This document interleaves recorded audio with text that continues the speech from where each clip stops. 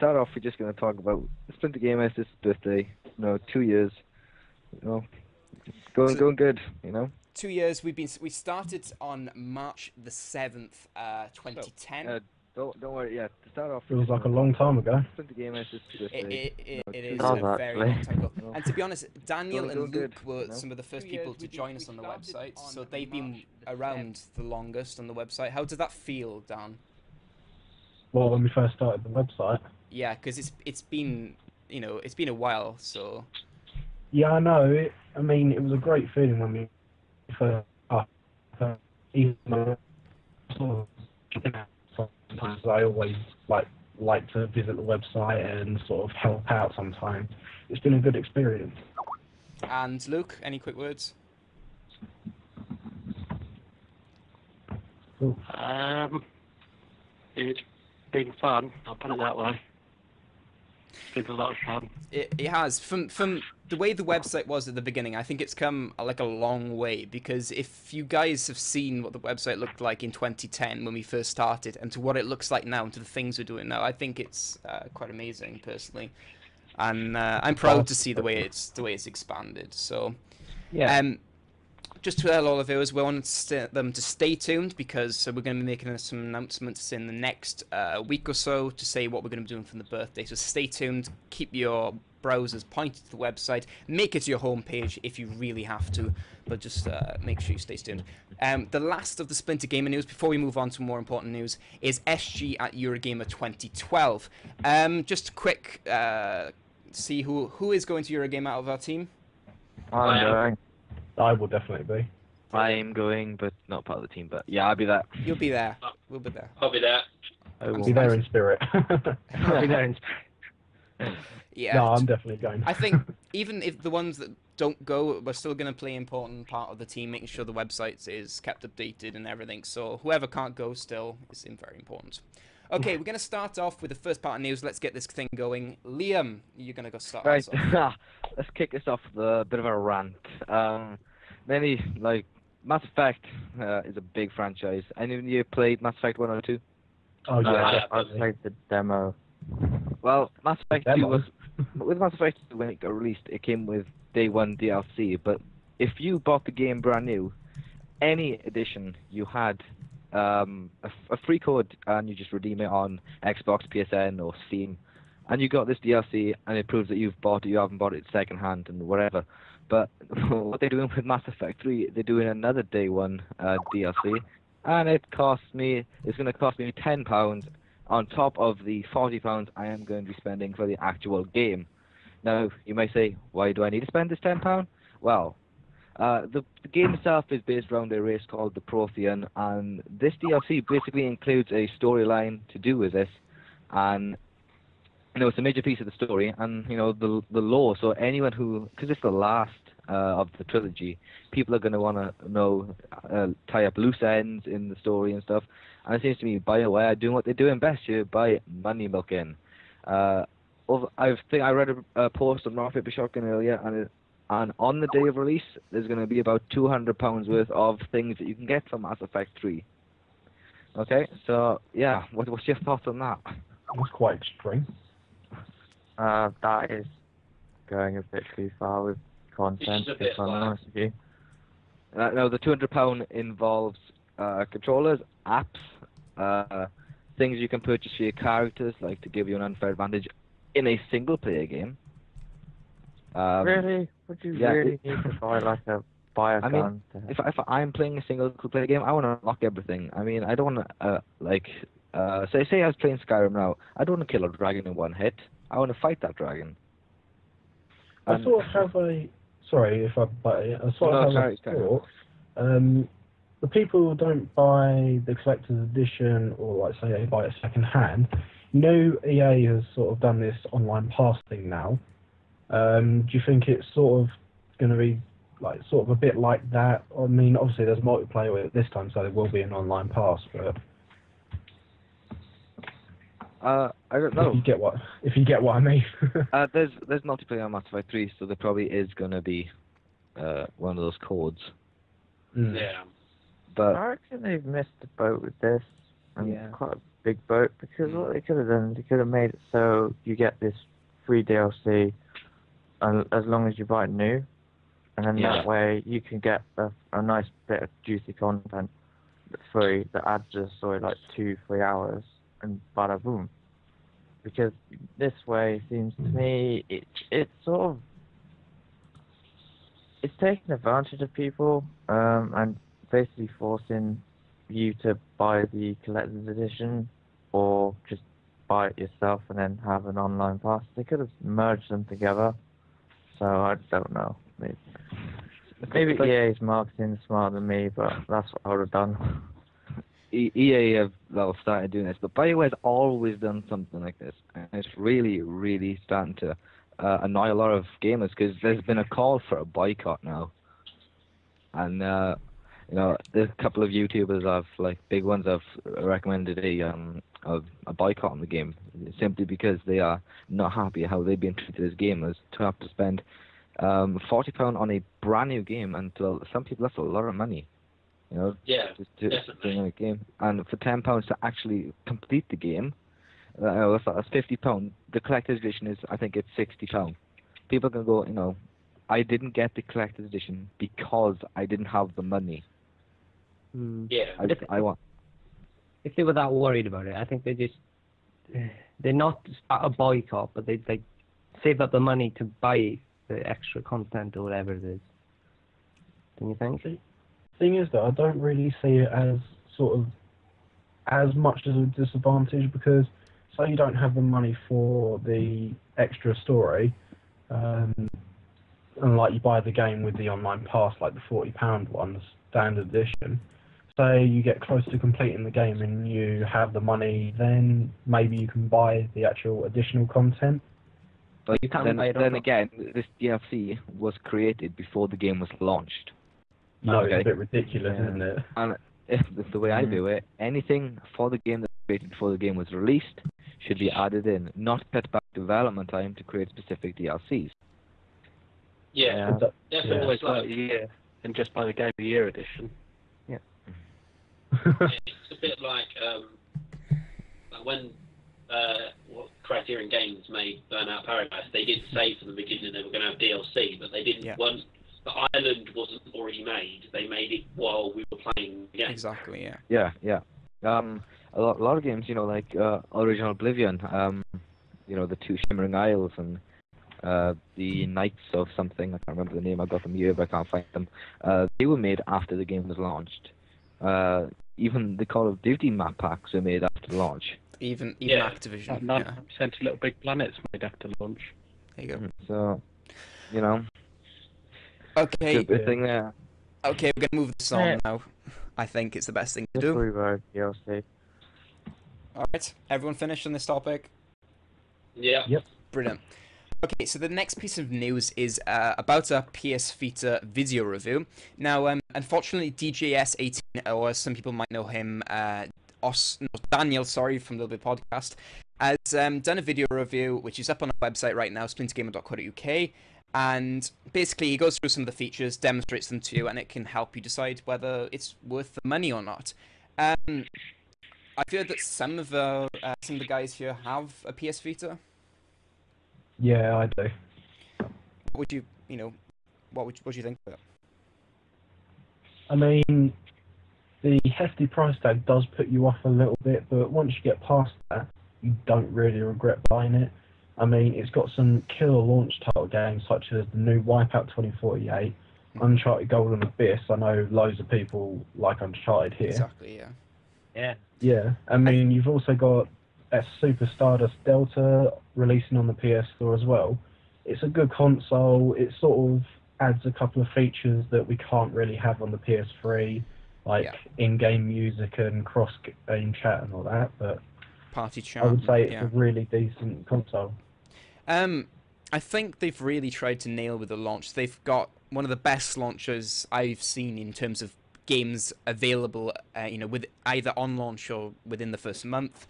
Things like the little features that just make things that little bit better. Like if you've bought let's say you bought Motorstorm RC on the PlayStation Store for your PS3, you can download that game for your Vita, no extra cost. And I think that stuff like that is really important to to get people to buy the thing or to use it a lot more than, because at the end of the day, who wants to buy a game twice?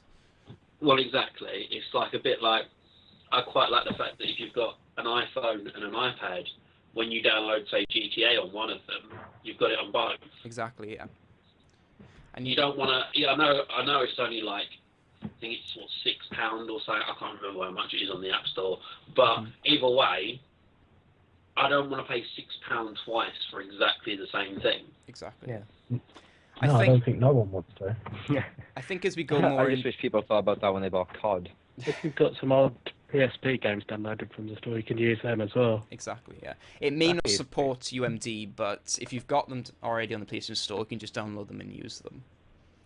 Yeah, I mean, yeah, as you said, if you bought them on there, they're like all the PSP games that are available on the PlayStation Network when the PSP was around are immediately available on your PS Vita. That includes the minis as well, doesn't it? Yeah, it includes minis, PlayStation 1 classics. I think they're trying to sort it out at the moment. They're not available just yet. They're also trying to, I know it wasn't working just before the Europe launch, but it could be working now. Also, they were trying with the remote play so that you could play PS3 games, like actual full PS3 games on the Vita, like via remote play. I don't know if it's sorted now. It wasn't sorted before launch. No, it's not. I tried it the other day. I had Mass Effect 2 in the PS3 and I was doing remote play on it. And it says it's not currently supported, so it's probably going to be a feature there to be used. Yeah, they did show remote play with Killzone 3, actually. And then I know some people that tried it then and found that they couldn't do it, so maybe they're going to add that in a future update. I thought they've added it in by now, considering the PS3's had 2 updates quite, not that long ago, really, quite recently. Yeah, it would be sort of a good idea for them to sort of get that sorted quite quickly, considering it was one of the features they made a big issue out of. Yeah, exactly. It's like, when I walked into Game Station one day, it was smack bang in front of me on one of the screens. It was like, you can do crossplay. I was like, alright, okay. You know, it's a bit like, yeah, where is it? Yeah. See, I'm not impressed by the PS Vita. Sorry? I'm sort of mixed on it. I'm not going to lie about that. No, I'm not convinced. It looks like a solid device, though. I mean, the graphics look amazing. Yeah. It's such a small device. To me, handheld consoles are just a gimmick. I don't know. When you were... Yeah, I was going to say, I was just going to say, I sort of agree. I did go for a stage where I had the DS, and then I just stopped playing it, and now I think if I was going to buy the Vita, I'd wait until it came down a lot in price, because I just don't think I'd used it enough to warrant I think what it costs now. I think especially now, if you consider mobile gaming in general, everyone has, well, just about everyone has a smartphone that plays games, and I think that now the people don't really want to have a separate PS Vita or DS, whatever, in their pocket when they've already got like an iPhone. Yeah, well, it doesn't have some of the features that a smartphone would have as well. So you have exactly. You can't call anyone. Well, what was the Vita on launch? 240, was it? Or you can get it actually on Amazon for 190 to 200 for the Wi-Fi. You can buy a console for that. Yeah, exactly. You can get a good console. I think it's the 120 PS3, or you can get the Xbox Elite. Well, it's not the Elite anymore. Now is it the Slim 250 gig for the same price? I mean, you say that, and I mean, you say about the Xbox and that, but I sort of didn't really play the Xbox too much because I don't see enough games coming out for it this year. And I saw the Vita, and like someone suggested the Vita for me and said, like, have you ever played Uncharted on PS3 and that? Well, there's a new one releasing for it, so like for the PS Vita, so. Oh wait, you go first. You go. Sorry? There was no need. I don't have a PS3, so mostly all of the features on the PS Vita were irrelevant to me. So that's another reason why I'm not impressed by it. A question I've got, there was a few issues floating around the internet about battery life. Obviously I haven't got one, so I don't know what it's actually like. But one of the things I would like to know is like how long does it actually last? You know, could I take it out and use it all day and it lasts the day, or would I have to use it sparingly? See, I've been playing Uncharted all day today on it pretty much, and I haven't had to charge it yet. I mean, if you turn the brightness down to a reasonable amount where you can still see it outside, and turn off the Wi-Fi and Bluetooth and anything you don't need, then it will last you about 5, maybe 6, 7 hours. They That's the same as a smartphone then. They do advertise 5 hours, and that is actually the exact same as what the 3DS is. They're obviously their closest competitor. If I was to get a handheld console right now, if I went down to, it's closed now, but if I went to the store right now and I went to buy a handheld console, I would buy the 3DS. Why? Over the Vita. Over the Vita. Why? To be honest, if I went into an electronics store and I was going to go and buy a handheld device, I wouldn't buy either. I'd buy an iPad, personally. If I was going to buy a handheld device, I'd buy the old Game Boy. Yeah, I was just yes. I think the battery on that thing lasts a bit longer than 5 hours. It was just pure gaming. Yeah. Which Game Boy? The first one or the Game Boy Color? I'm not past all of them. I'd take the Advance. That was a good one as well. Yeah, the Advance was good. But then the thing is, anybody who's got an Android phone can get a Game Boy emulator anyway. Yeah. Exactly. I've got one on my phone. I think the biggest problem with Vita is going to be the games. Quality AA titles is going to do AA titles, but extremely expensive console prices is going to die. And that's going to be, I think. Okay, we're going to move on. Whoever is got the next story, if they can take it.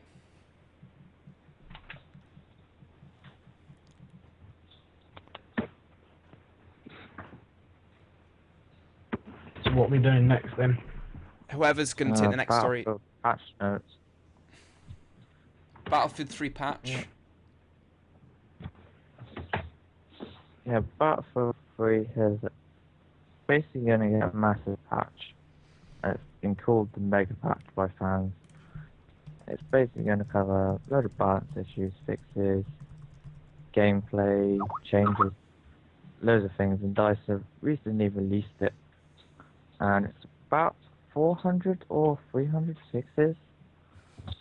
And there's been a massive hoo-ha before that from the community to developers saying that they don't communicate enough. So what's everyone's view on this? Do you think the gamers are right to demand more communication on the design decisions in the game, or what? I mean, people on YouTube have been going over this so much lately, and it hasn't really been picked up by the developers of the game. No, it's not the developers. Or anyone.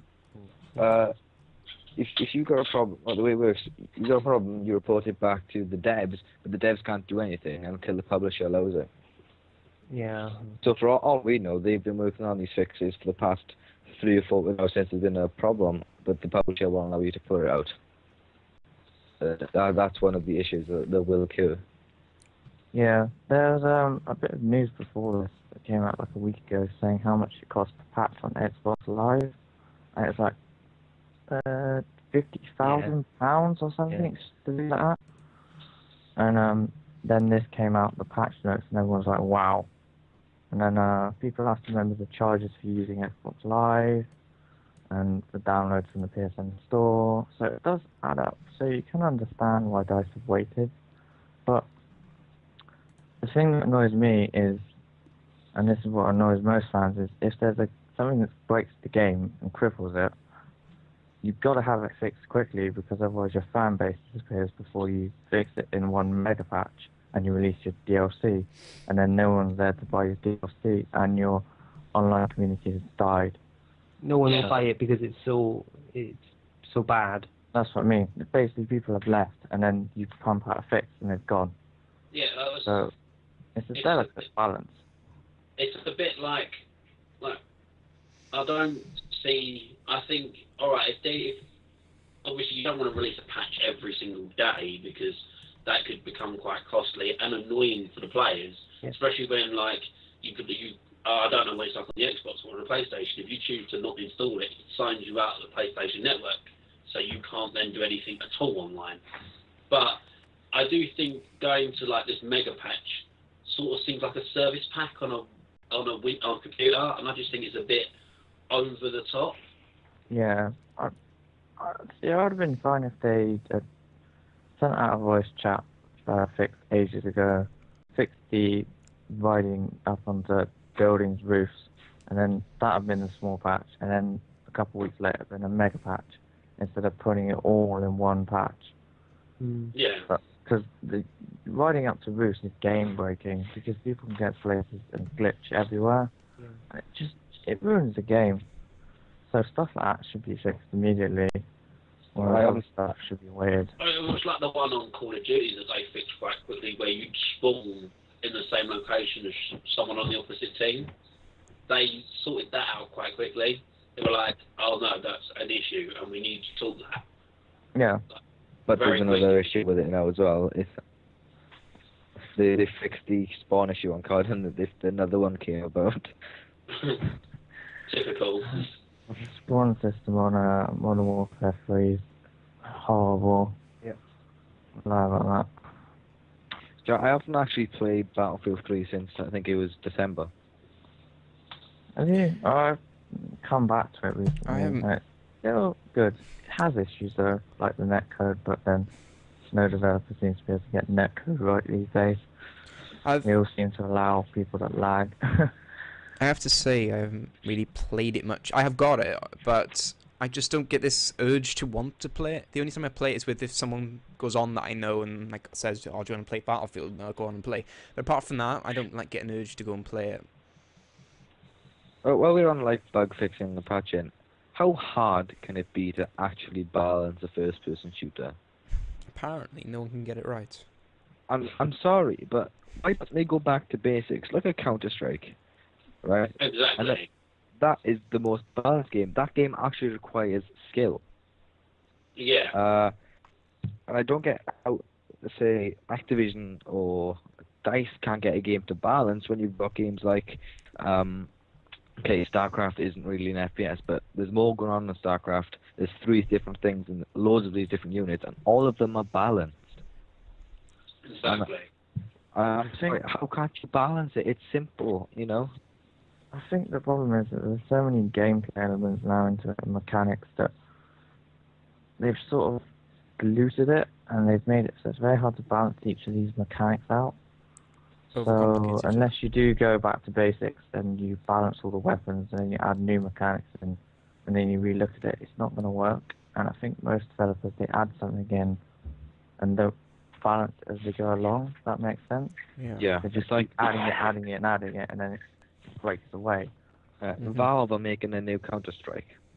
Global Offensive. Yeah, I'm on the beta actually. I'm going to write a review for that shortly. Yeah, I'm on the beta, and I'm telling you, it's so balanced. It's new. It uses new mechanics, but it sticks to basics.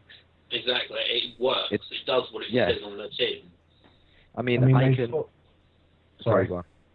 I mean, Valve have sort of had a lot to go on. I mean, they've got all the stats from previous Counter-Strike, so they've got a lot to work with, haven't they? So completely different guns. Pro players as well, helping them, community, modders. I think that's part of the problem, the fact that developers haven't got a strong dialogue within some of these big AA titles with the community, and they don't ask for really, really good feedback and don't push what people need. Like when people complain about perks, why are they complaining about perks? It's because everyone uses the same one. Why are they using the same one? Because it's the most effective. Meta gaming is always an issue. Yeah. But then you ask someone why they don't like Call of Duty and they say, well, it's because it's too easy. But how is it too easy? And there's the problem. You have to push people for feedback, and most of these developers don't. Have they overcomplicated FPS? you think? If I'm playing Call of Duty and I get killed, if you look at whenever I get killed, the class is always the same. Yeah, that annoys me. You know, and perhaps they should just try no perks or any attachments, just proper guns. You know? Yeah, I do think some of the perks make it a bit easy. Like the fact that you can't be seen on the radar and you make no sound when you fire your gun, and like you're not affected by this and you're not affected by that, and you can run forever, makes it way too easy. Yeah. Call of Duty is the Angry Birds of FPS. I don't care what anyone says it is. Accessible to anyone. I think that's what they're trying to do. Basically, they're trying to make it so that everyone can buy the game because everyone can play the game because it's dumbed down. Let's just say. And I'm not saying that they should make it accessible to everybody. I would admit I'm not particularly great at FPS games, so the fact that it is easy at times can be appealing. But at the same time, you do get bored because there's no feeling of achievement.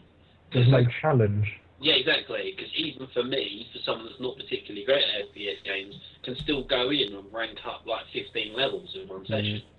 Yeah. It's like I'm a big fan of esports and competitive gaming, and Call of Duty can't be used because it's so, well, how it is. It's so easy. Metagaming is a major problem in the game. Okay, have we all finished now on this topic? Yeah. Yeah, we've all kind of went off on a bit of a rant, but I'll try and steer everyone back. A tangent. Yeah, we did. Right. Okay, the next news will be taken by Owen. Hello. I'm going to be covering the new Medal of Honor Warfighter even that has been announced by EA, I think. Yeah. So the game started back in the 90s, the very first kind of games of it, games of Medal of Honor, and after about a few games were released, I can't remember how many exactly, but it just stopped after the 2007 or something, and then it was suddenly rebooted in 2009 and wasn't very successful at all. And it did have its own sort of audience and fans of the game, and I liked it myself for a little while. And now they've confirmed this one, and it's been developed by Danger Close Studios, of course, taking over from DICE, who did the multiplayer of the last one.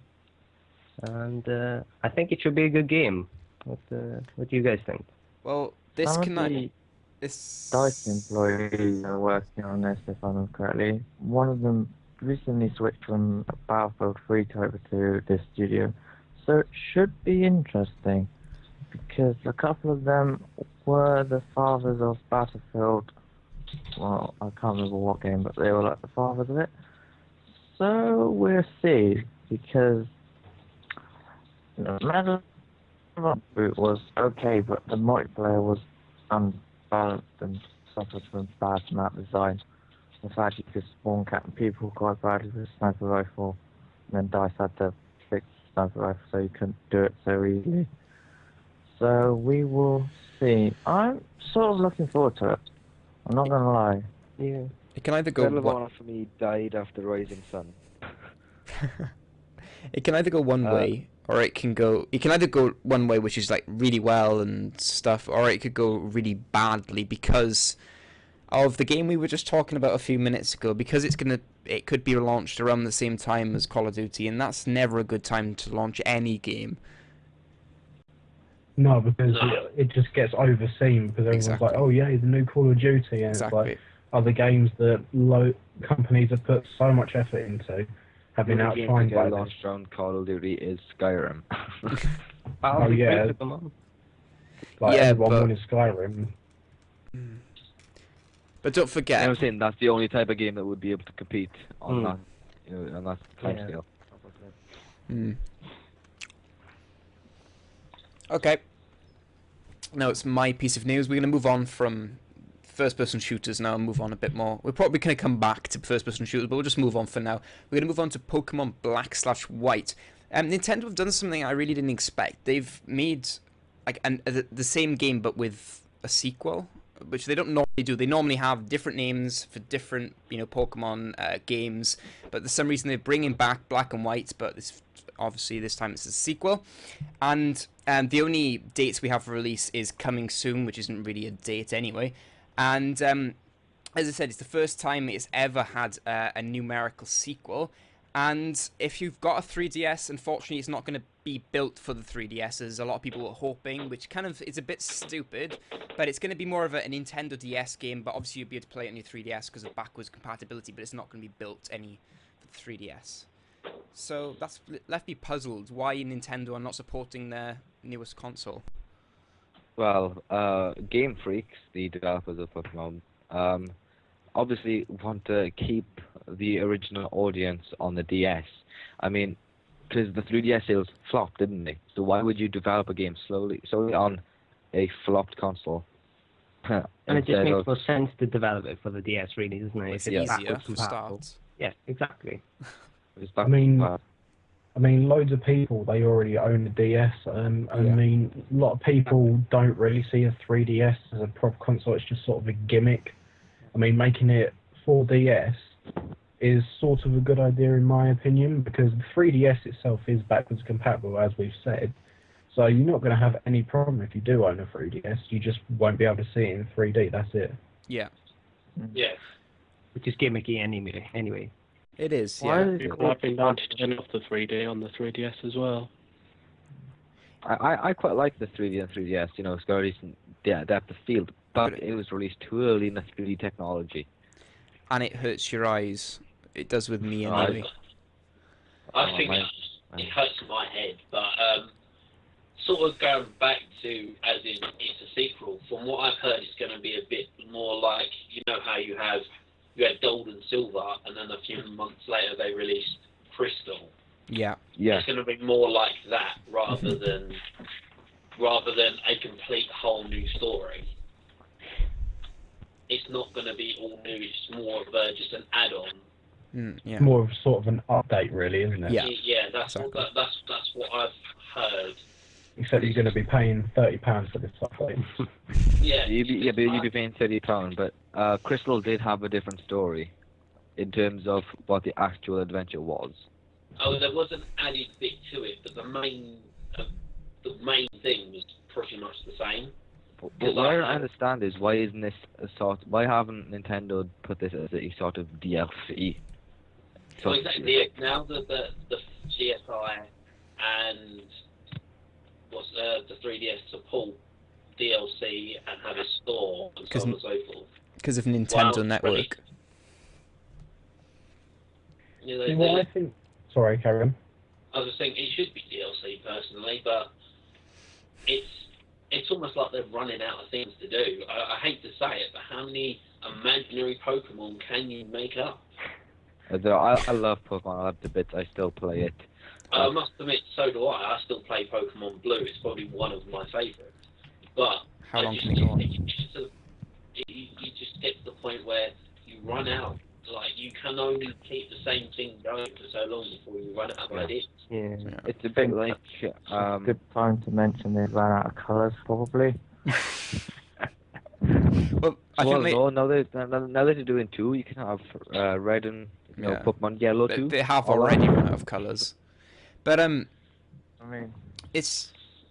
I might say this from not a non-Nintendo fanboy kind of side of things, but I think Nintendo doing the classic thing that they don't create new games, they just remake the old ones, or they bring out another one for a new console. They just not coming up with brand new ideas for games. They're just reliving the old ones, which there's nothing wrong with that, but at the same time you've got to have something new.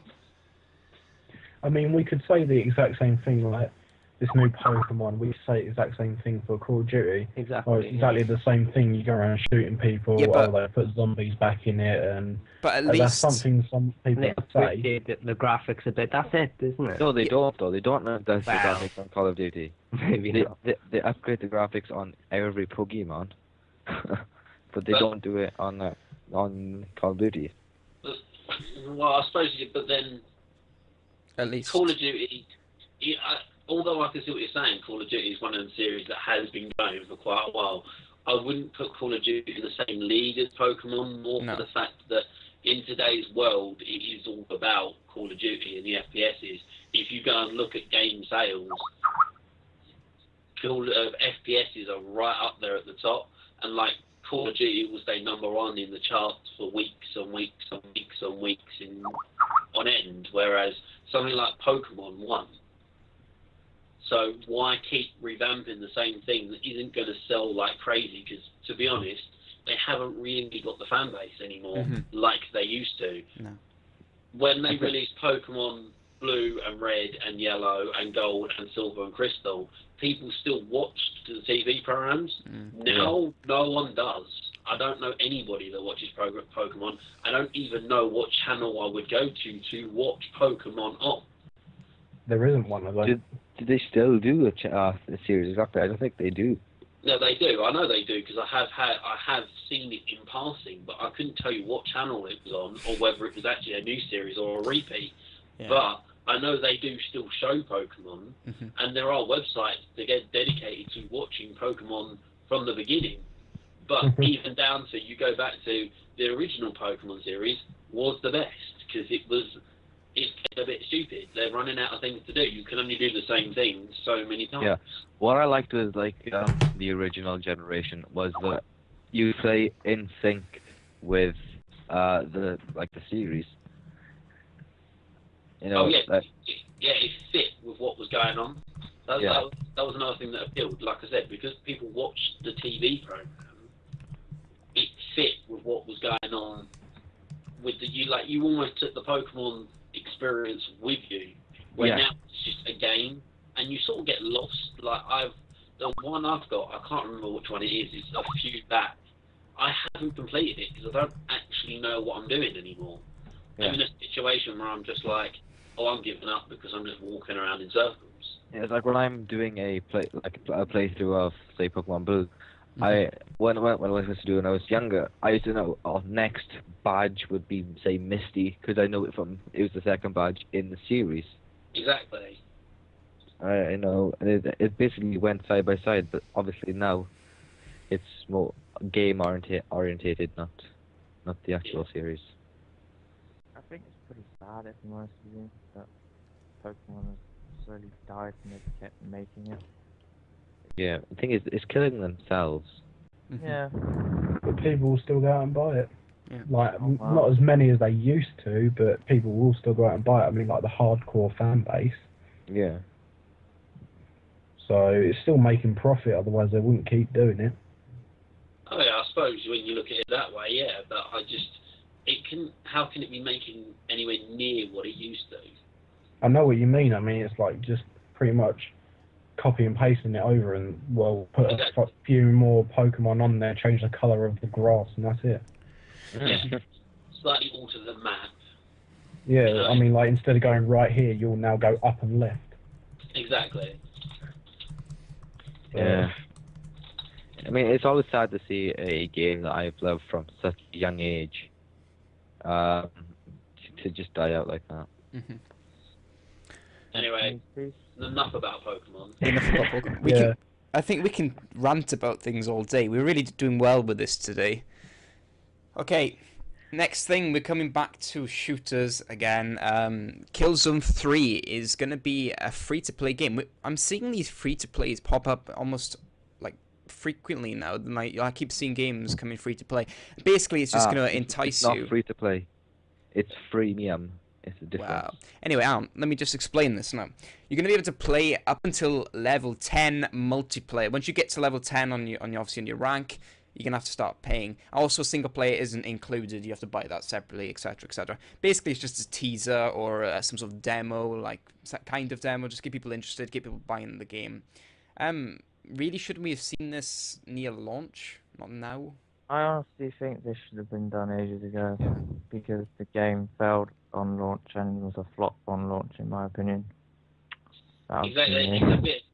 They've left it a bit long to revive something that's sort of dying. I mean, it's sort of, this is sort of a sign, oh shit, our game has died, let's do something drastic. And, yeah, they should have done it on launch, because I think that would have worked better. Yeah. And they should have made it cheaper, because a lot of people that liked Killzone 2 and Killzone 1 hated the beta and demo, for me included. You can see my thoughts on the whole thing on Splinter Gamer. But, yeah, we can actually. Yeah, I think this is a experiment, if I'm honest with you, not them reviving the game. So we might see something like this from Sony sooner or later. But okay, Liam, come on, what have you got for us? Okay, I think it was on Saturday, Jay Wilson, one of the Blizzard and head of Diablo 3 development team, replied to something that was posted on the Blizzard forums. Now, I don't know if any of you actually read the article that I posted, but one of the Blizzard community members, or moderators even, put down a very sarcastic joke about the development of Diablo 3 and said that they have no idea what's happening with it. And the post is reassuring to all the Diablo 3 fans, including me, as I've already pre-ordered the collected edition. But it gives some interesting information that Diablo 3 is almost ready for release. They're still getting the beta tested in to test it, to stress test the servers, and I think we're going to be seeing a good release maybe April. And as always, if any of you are familiar with Blizzard, they haven't used the term soon now. They've used in the near future. So yeah. So and, there's an event now in, I think it's the next week on the 7th, and that is called I can't remember the name of it, but it's an event, and Diablo is going to be like one of the main features there, and there's a possibility that the release date will be announced there. So stay in there, because the end is near. Fair enough. Anyone got anything to say about Diablo 3? I mean, I've never really been into Diablo myself, so I don't have too much of a strong opinion on it, but they have been, as you said, testing it to the max, so... Yeah, I mean, it was due out release for November 2011, then it went to December 2011, then it went to January 2012, and now it's gone to August. No, not August, we're on about April. I mean, if they're delaying it to sort of make it better, then I don't see any problem with it, just as long as it doesn't get a bit excessive, like, say, half a year later on. I mean, 2 or 3 months is okay, but... Like, there's a lot of rage on the Diablo forums, but that's expected. But if it makes the game playable and fully balanced, like, because Blizzard always perfect their games, always, that's what their memo is. The games of standard. So I'm looking forward to the release whenever it will be. Thing is, Diablo's a bit like religion. You're not sure if it actually exists. Oh, I think I'm sure. I think we might get a few complaints. If I get emails now, if I get my email box spammed with complaints, I'm forwarding them to you. I didn't offend anyone with religion. I said we're not sure if they are real, So I'm not going to go into any more detail. We're going to end there. We're gonna move on to the Skyrim now, okay? And on February the 7th, the creation kit for Skyrim came out, and I think it's been 3 weeks. I think it's gonna be 3 weeks, 2 weeks maybe since it's been out. There's already near on 3,000 mods for this game, all high quality from or just random users, you know, 'cause once you buy the game on Steam, you get the creation kit with it. Yeah. And so, what do you think about the modding scene there? I mean, that's pretty amazing, isn't it? 3,000 mods in 2 weeks. I mean, yeah, that is pretty impressive, but I'm sort of guessing that, say, about 200 of them are like, oh, you get a new hat if you download this mod, or you can turn into a chicken. But then that was the same situation with Little Big Planet. There are so many levels that are like get this free, get this DLC free. Yeah, I knew what I meant. Free, or unlock these trophies, or come and say hi to my character, or heart for heart. Most of the DLC on the mod, I think Steam are calling it the mod shop or whatever, where you can actually buy them. But they're all unique and they all bring something new to the game. It's like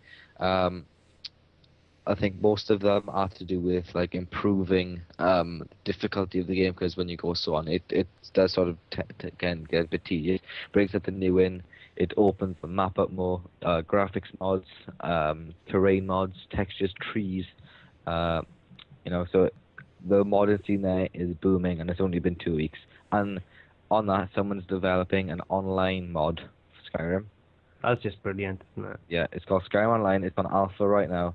All you can see is naked people on there, but it shows that you can actually connect multiplayer, and it's being made, and I can't wait for this to come out. And also, good news for the console Skyrim players, patch 1.4 has been released, so you shouldn't be experiencing all those funny bugs anymore.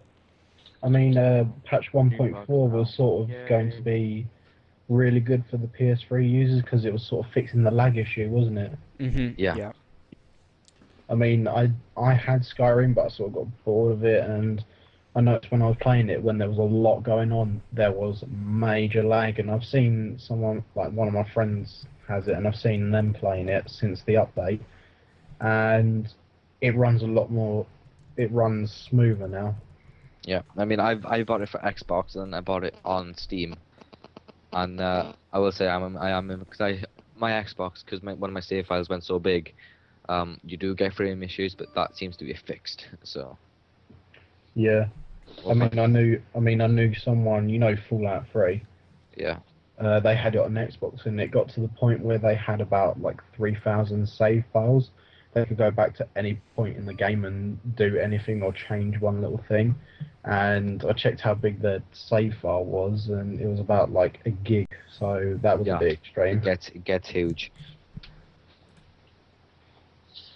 Am I the only one here that hasn't played Skyrim? No, I haven't played Skyrim. I'm not alone then. I have actually once. You haven't lived, okay? Yeah. So everyone keeps saying. Great game. Okay, I'll take the next topic because there's no name on there as well. Borderlands 2. Oh, what joy! Oh, I'm looking forward to that one. Oh yeah. Can anybody play Borderlands 1? Or actually, when I say play, I mean live on. Yeah, I sort of did for a while. Whoa. I mean, Borderlands 1 for me was a real winner. One of the problems I got for Borderlands 2 though is separate release dates. That is stupid. Just saying. Well, I mean, why have North America got it on September 18 when Europe has it September 21st? It's a classic problem between America and Europe. Yeah, but even if it is a problem, we would have it first, because they're behind us. I know, but still, for some reason, they always tend to release games in America before here. Like Final Fantasy we've always was sort out of really had 2 months before anywhere else in Japan, so that was like bad. Exactly. Yeah, but wasn't like Demon Souls or Dark Souls? That was out like a year before it came out to America and Europe. So yeah. Sometimes it does work in our favor. I mean, sorry. I said sometimes it does work in our favor, but other times not. Yeah, and mostly also, not. There's 870 gazillion guns in this one, so that's an improvement on the 869 gazillion guns from the previous game. I mean, if you're going to come back, you've got to come back with a bit more than what you had. And there's even now more bub. It says so in the trailer, so I have to say it here. Okay. I did wonder if you just added it in for the sake of it, or was it actually in the trailer? So, you say in the trailer, at the end it says now with even more wub. Fair enough. The wub. I hope Wub they being... use the AI and they I don't know, that just goes straight over the top of my head. So... Borderlands 2 is looking good, if I'm honest with you. Better story. It's got the same unique graphics, style as Yeah. Yeah. So. From what I saw on the trailer, it reminds me a bit of Team Fortress 2. Yeah, I was actually thinking the same thing. Yeah. So anybody that has never played Borderlands, there's something else you could relate it to. Yeah. Yeah. Well, I mean. I think the reason they've gone for that type of style graphics because it requires minimum system requirements, and so that means on the consoles, it's not going to lag too bad. Yeah. I mean, it's called cell shading, isn't it? So it's like sort of gives it a gritty feel as well. It's humorous as well, and not like dark and gritty like most shooters. So it gives it a unique touch. Yeah. And what I like about Borderlands, especially Borderlands 1, and I hope they do it in Borderlands 2, is that you can play the whole story through with your friends. Yeah, that was really good. I do like that a lot. with games. Co-op play is a definite winner. Yeah. I know this isn't like a part of what we've got here, what we need to discuss, but what do you think of, do you think multiplayer is a must in games now? No and yes. Depends on the game and how you do it. What he said. I mean, I'm sort of missing local multiplayer now. It's sort of just disappearing. I used to enjoy LAN, but now it's unsupported by a lot. I mean, I don't know if anyone. Sorry. I was gonna say I'm not even sure about LAN. I know it's gonna go. I was going to say a bit old school, but I miss split screen because it's a bit annoying when you come.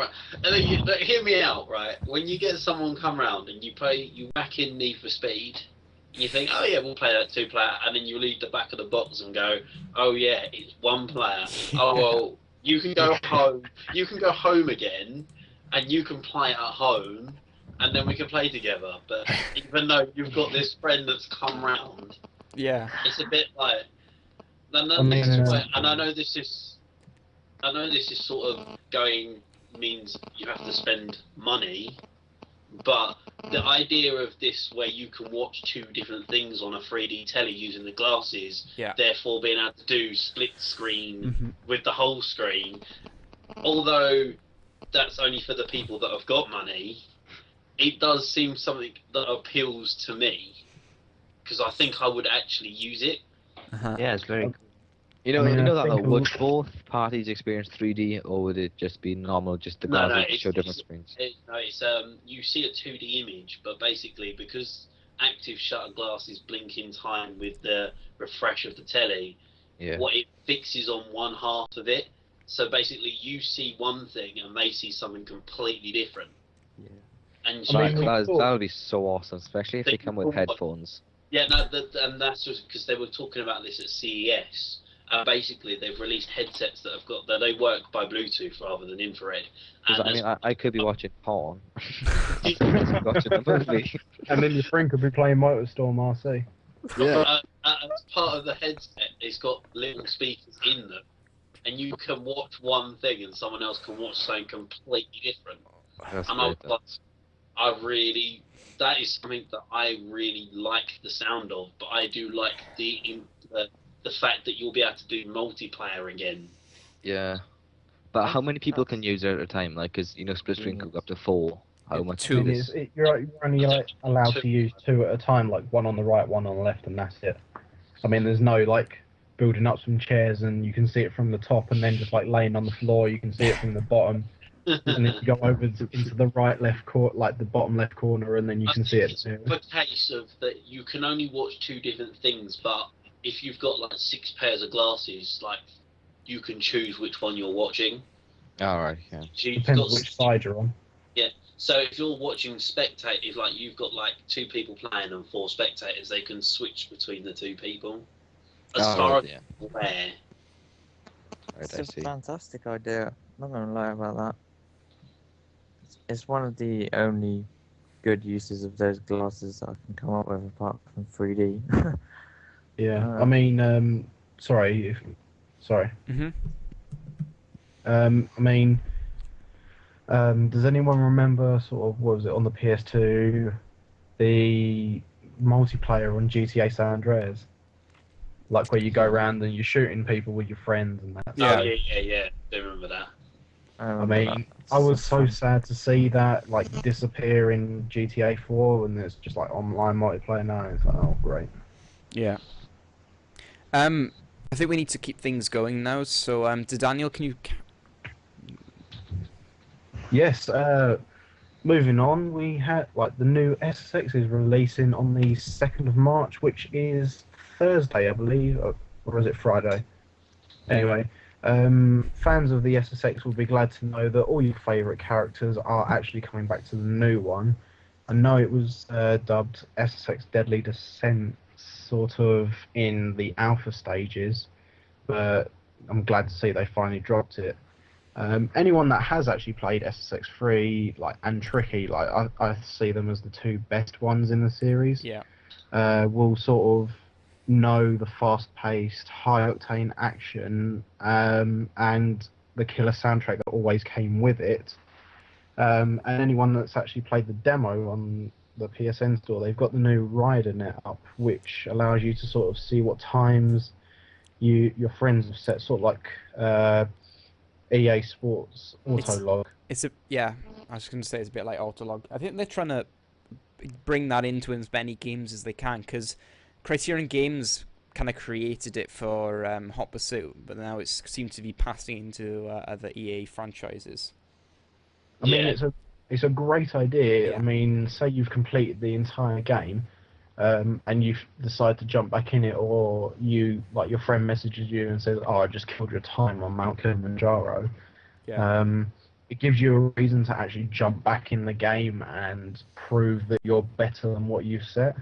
Well, yeah, they were on when they first made this sort of idea in Burnout Paradise. They were onto something, and when they put it in Autolog and really made it properly competitive, they found something that brought the fun back to gaming.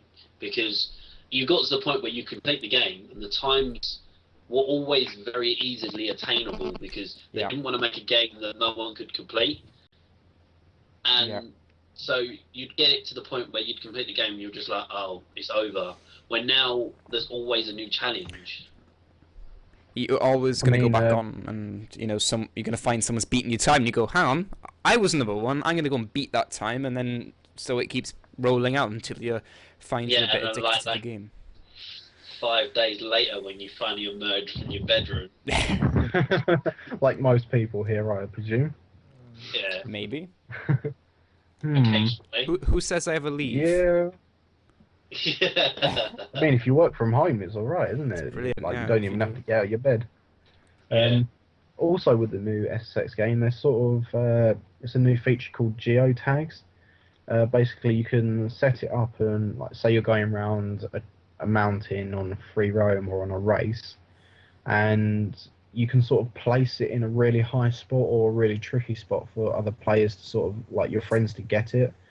But, they've said, EA Sports have said, sorry, I'm sort of stuttering now. It's okay. They said, if it stays there for some time, you will actually earn in-game credits. If anyone sort of collects the geotag, you'll get credits and they will also get credits. Okay. So it gives you something to sort of explore the entire race map and such. So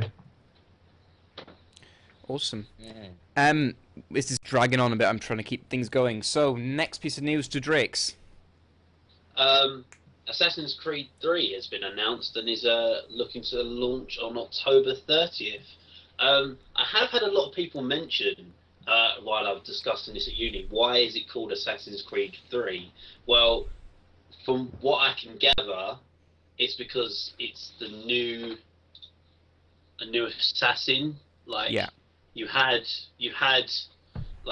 Altair, and then you had Ezio, and now you've got whoever the new one's called. So that's why I'm guessing it's called 3.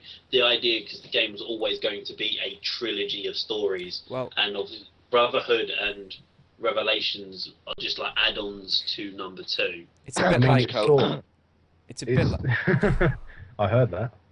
It's a bit like looking at, like, for say GTA, you know, because we're on GTA 5 next, even though we've had San Andreas and Vice City and Liberty City stories and so on and so forth. So it's looking to be set in the American Revolution, so they've moved it forward quite a bit. So that could be quite interesting. Yeah, I mean, you don't want to be stuck in Rome all the time, do you? No, but not that I've got anything against Rome. But no, it did get to the point where you're like, okay, so are we going to actually move forward in time? Not saying that they didn't have modern elements to the game, because the whole idea of the Animus is quite way past what we're at now anyway. But it's good to have something that's a bit more close to our time. Mm-hmm. I'd like to see sort of Assassin's Creed in modern time, if that makes any sense. I mean, that's sort of what it was, you know, when you played Assassin's Creed 2 and you were sort of jumping in and out of the Animus. Yeah. They were getting you to sort of train a assassin in, like, when you were playing Desmond. Oh, yeah, you were training in the warehouse, weren't you? Like, exactly. You were learning your ancestors' secrets. Yeah, and it was quite a different atmosphere to jump around in a warehouse rather than jumping across old buildings, for example. Not saying that it was a bad concept, because I love the series. I've loved every single one. Even the first one, which I must admit was not great. No. But repetition. Yeah, repetition comes to mind. But the general visuals of that game made up for it. And it started a great story for what they're now leading on to. So I just what they're going to add in this one. Obviously, they've got quite a lot already. See, in my opinion, I always saw number 2 as my favourite one. I didn't really care too much for Brotherhood and Revelations, but I'm looking forward to seeing what they're going to do with a new storyline, new characters in number 3. I mean, as you said, it's based on the American Revolution.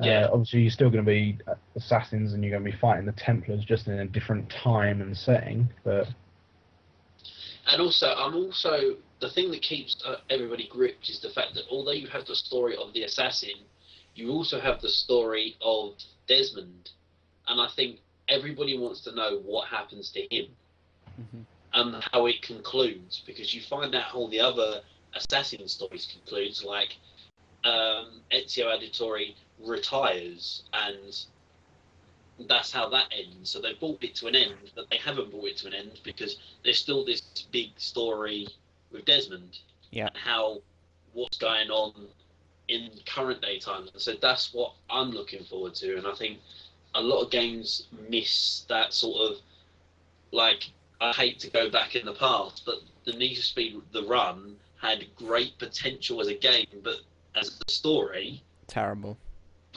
But they didn't elaborate enough. So it's sort of it's a shame, because the story had a good potential. The gameplay had potential as well, but let's not go there, because that didn't impress me at all. But but they could have elaborated a lot more on the story. It was very much gain 20 places, race for a bit of time, and I was just like, oh, seriously, sort it out. But anyway, I'm rambling on now. Yeah, we need to keep things going. What revolution it is or not? Sorry? Do we know what date revolution it is or not? Revolution? Like, what date it's set into the Assassin's Creed 3?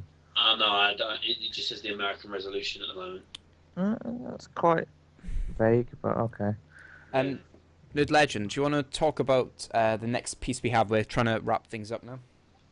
Yeah, but Bafta or a couple game studios have recently been putting up job listings. Bafta, I can't pronounce that. Bethesda and Lionhead Studios have recently been saying that they are looking for people to join their studio working on next-gen technologies and having experience on current systems and made games before AA status level, etc. So basically, game studios look like they are recruiting for next-gen consoles. If they mean handhelds, we don't know. If they mean actual home consoles, we don't know. So it's an interesting bit of news. So yeah. It just and what I've read is that the graphics cards for the new Xbox will start to be shipped in November. yeah, there's been a lot of rumors about that, haven't there? Like graphics card, processors, like I don't orders. know why Lionhead are doing it. I thought they shut down after Fable 3. No, apparently they're still active. I thought they shut down. Please don't make any more games. You killed the Fable franchise in number 3. Please don't make any more games. I guess we're gonna have to find out what happens. Okay, last thing now. I'm gonna start wrapping up. If you guys haven't checked the website, check it now because the game Baftas are going on and we've got all the list of games. I'll just quickly go through things, the ones that comes to mind. You can vote for basically the game of the year, and it's basically the UK's award. We've already had awards in America, but this is the one that matters people in the UK. Some of the games that are up are Minecraft. We have Morpher 2, Battlefield 3, Skyrim, Uncharted 3. I'm probably missing things. And Zelda, the new one for the Wii. Skyward Sword. Yeah, thank you for that.